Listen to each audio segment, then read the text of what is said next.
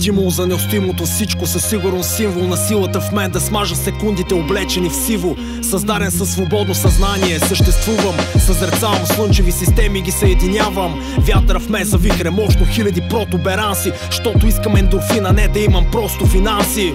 Цял живот задължен чужди мечти да преследвам, а като имам свои такива липса от близки подкрепа. Аз съм животно облечено в карирана риза, регистрираме криза, от която перфориран излизам. Водя стратегически борби или тактически игри, Рим срещу Картаген, сякаш са пунически войни. Вече пия само билков чай, напитката е вряла, спокойна врява, ма изпепелява битката при Кана. По обиколния път до всяко усое или околие, от изколния корен до короната, да си достойния. Децата на Хурин, минали през бури и хули, по клисури и урви, битието ни брули и жули, през обиди, похвали, пеене на стихири, тропари, нагоре към кълбото, което ще ни види и опари. Скачам като котка към огнената топка, докосам нишки златни, каква находка, жълто и оранжево и всичките нюанси на магнитните полета и протуберанси. Скачам като котка към огнената топка, докосам нишки златни, каква находка, жълто и оранжево и всичките нюанси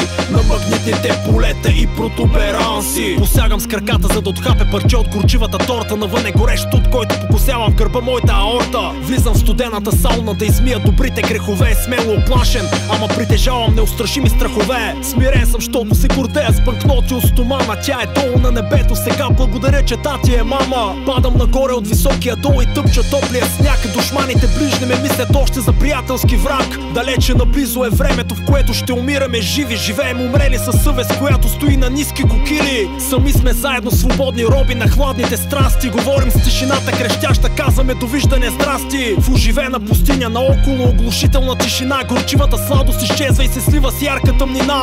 Посягам с краката, за да не потъна в бялата дупка, плача с усмивка, щото усещам как бъбрека ми тупка.